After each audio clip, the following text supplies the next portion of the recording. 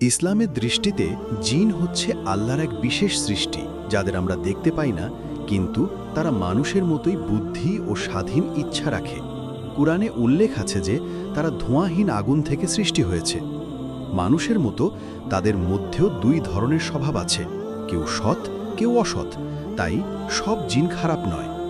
তাদের মধ্যে এমনও আছে যারা আল্লাহতে ঈমান আনে, ইসলামের শিক্ষা মেনে চলে এবং মানুষের ক্ষতি না করে বরং নিজেদের ইবাদত বান্দায় ব্যস্ত থাকে। আবার কিছু জিন আছে যারা কাফের, তারা আল্লাহর অবাধ্য, মানুষের শত্রু এবং বিভিন্নভাবে ক্ষতি করে। ভালো জিনেরা সাধারণত মুসলিম জিন হিসাবে পরিচিত। তারা আল্লাহকে মানে, নামাজ পড়ে, কুরআন শোনে এবং মেনে চলে। তারা মানুষের সাথে খুব বেশি মেলামেশা করে না, কারণ এটি তাদের জন্য একটি পরীক্ষা। তবে কুরআন ও হাদিসে এমন ঘটনার উল্লেখ আছে যেখানে কিছু জিন এসে রাসূলুল্লাহ সাল্লাল্লাহু আলাইহি ওয়াসাল্লামের কুরআন তিলাওয়াত শুনেছে এবং তা মেনে নিয়েছে। এই ধরনের জিনেরা মানুষের উপকার করতে পারে, কিন্তু ইসলাম আমাদের শিখিয়েছে যে এমন সাহায্য গ্রহণ করা উচিত নয়, কারণ অদৃশ্য জগতের সাথে সম্পর্ক রাখা মানুষের জন্য বিপজ্জনক হতে পারে। ভালো জিন থাকলেও তারা মানুষের জীবনে সাধারণত হস্তক্ষেপ করে না, যতক্ষণ না মানুষ নিজে তাদের কষ্ট দেয়। যেমন তাদের বাসস্থান নষ্ট করে দেওয়া, আগুন বা গরম পানি ফেলে দেওয়া, বা এমন কিছু করা যাতে তারা আহত হয়। এ ধরনের অবস্থায় আত্মরক্ষার্থে তারা ক্ষতি করতে পারে, কিন্তু অকারণে আক্রমণ করে না। অন্যদিকে খারাপ জিন বা কাফের জিনেরা সবসময় মানুষের ক্ষতির সুযোগ খোঁজে।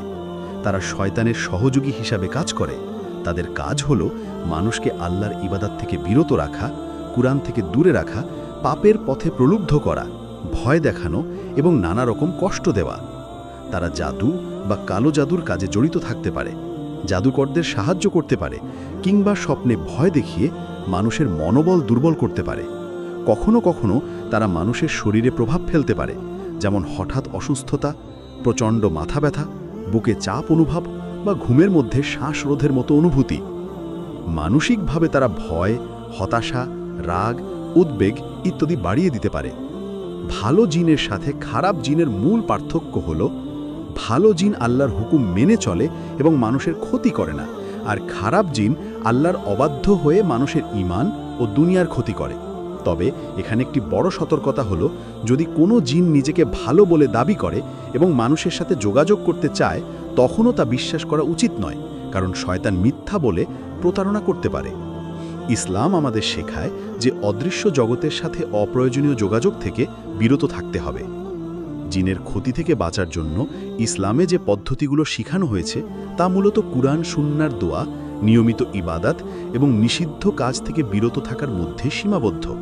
যেমন 5 ওয়াক্ত নামাজ পড়া, সকাল সন্ধ্যার মাসনুন দোয়া পড়া, ঘুমানোর আগে আয়াতুল কুরসি, সূরা ইখলাস, ফালাক ও নাস তিলাওয়াত করে নিজের শরীর ও ঘরের উপর ফু দেওয়া এবং ঘরে সূরা আল বাকারা তিলাওয়াত করা।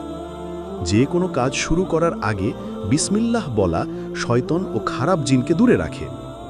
সবচেয়ে গুরুত্বপূর্ণ হল কুসংস্কার, তাবিজ, কবিরাজ, তান্ত্রিক বা জাদুকরের সাহায্য নেওয়া থেকে বিরত থাকা। অনেক সময় মানুষ ভালো জিনের সাহায্য নিতে গিয়ে খারাপ জিনের ফাঁদে পড়ে যায় এবং শিরকে লিপ্ত হয়ে পড়ে।